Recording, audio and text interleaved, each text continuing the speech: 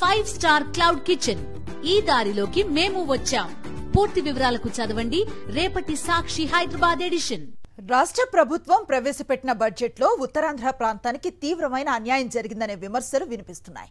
Steel plant కార్మికులకు, రైతాంగానికి న్యాయం జరగలేదని ఉత్తరాంధ్ర ప్రజలు అంటున్నారు.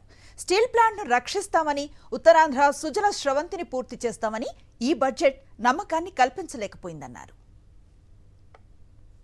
ఉత్తరాంధ్ర ప్రాంతంలో సాగునీటి ప్రాజెక్టులకు కావాల్సిన నిధులు కేటాయించడంలో రాష్ట్ర ప్రభుత్వం పూర్తిగా విఫలమైంది అంటున్న ఉత్తరాంధ్ర అభివృద్ధి వేదిక ప్రధాన కార్యదర్శి ఆజా శర్మతో మా ప్రతినిధి నాయుడు మరిన్ని వివరాలు విశాఖ నుంచి అందిస్తారు.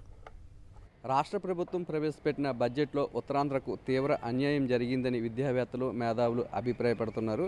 దీని మీద మరిన్ని విషయాలు మనతో మాట్లాడడానికి ఉత్తరాంధ్ర అభివృద్ధి వేదిక ప్రధాన కార్యదర్శి అజయ్ శర్మ గారు ఉన్నారు. సార్, ఉత్తరాంధ్రకి ఎటువంటి అన్యాయం జరిగిందని బడ్జెట్లో మీరు అనుకుంటున్నారు? అంటే ఇక్కడ ఉత్తరాంధ్రకు సంబంధించి 3 విషయాలు చెప్పాలండి అన్యాయానికి. ఒకటి, విశాఖపట్నం స్టీల్ ప్లాంట్ని అమ్మేయాలని కేంద్ర ప్రభుత్వం నిర్ణయం చేసింది. ఈ ప్రభుత్వం దానికోసం పట్టించుకోవట్లేదు. వాస్తవంగా ఎన్నికల ముందు దీని మీద ఆపుతామని హామీ ఇచ్చారు, కానీ హామీని పక్క తోసారు. ఇది చేతులు ఎత్తేసారు చంద్రబాబు నాయుడు గారు. మరి కేంద్రానికి వీళ్ళకి ఏమిటి ఆలోచన తెలియదు. కానీ ఇటీవల ఈ రాష్ట్ర ప్రభుత్వం పారిశ్రామిక విధానం పేరుతో కొన్ని పత్రాలు విడుదల చేసింది.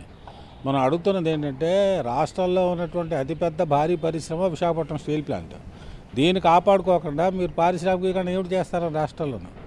అందువల్ల ఇలాంటి కంటితుడుపు చర్యలు చేయడం వల్ల ఉపయోగం లేదు. అందువల్ల నిజంగా రాష్ట్రం పారిశ్రామికంగా అభివృద్ధి చెందాలి అని మీరు కోరుకుంటే విశాఖపట్నం స్టీల్ ప్లాంట్ని ఎట్టి పరిస్థితుల్లోనూ కాపాడవలసినటువంటి బాధ్యత మీ మీద ఉంది. ఎందువల్ల బాధ్యత అంటే, రాష్ట్ర అధినేతలు మీరు పవన్ కళ్యాణ్ గారు ఇద్దరు కూడా ఎన్నికల ముందు వాగ్దానం చేశారు దీన్ని కాపాడుతామని. అందువల్ల వాగ్దానం నిలబెట్టుకోవాలి, రాష్ట్ర ప్రయోజనాలు కాపాడాలన్నా స్టీల్ ప్లాంట్ని రక్షించుకోవాలి. అందువల్ల ఆ పని చేయాలి ఫస్ట్ది. రెండోది ఏంటంటే, ఉత్తరాంధ్ర వెరుగుబాటు అంతా ఈ గ్రామీణ ప్రాంతాల్లో కనబడుతుంది మనకి, పేదరికం అదేను. దీనికి నీటి ప్రాజెక్టు నిర్మాణం చేయవలసినటువంటి అవసరం ఉంది. మొన్న బడ్జెట్లో మొత్తం నీటి ప్రాజెక్టులన్నిటికీ కలిపి 14,000 కోట్ల రూపాయలు జలవనరుల శాఖ కేటాయించారు వారు. జలవనరుల శాఖ కేటాయించడం అంటే పాలనా ఖర్చులు కూడా అందులోనే. అందులో యాక్చువల్గా వచ్చేసరికి ప్రాజెక్టుల మీద ఎంత ఖర్చు పెడతారన్నది చెప్పలేం. ఉత్తరాంధ్ర సుజల స్రవంతి అనేది 3 జిల్లాలకు ఉపయోగపడేటువంటి అతిపెద్ద భారీ ప్రాజెక్టు.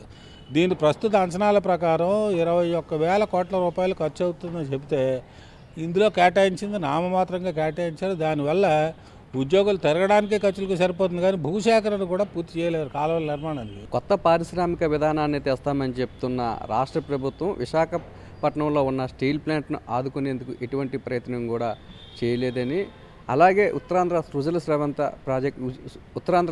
స్రవంతి ప్రాజెక్టును కూడా నిర్లక్ష్యం చేశారని, ఏజెన్సీ ప్రాంతానికి కావాల్సిన తగినన్ని నిధులను జనాభా ప్రాతిపాదికన కూడా కేటాయించలేదని చెప్తున్నారు. దీనివల్ల ఉత్తరాంధ్రకు తీవ్రమైన అన్యాయం జరిగింది ఈ బడ్జెట్లో అని చెప్పి అజయ్ శర్మ అభిప్రాయపడుతున్నారు. కెమెరామెన్ శంకర్తో నాయుడు, విశాఖపట్నం నుంచి.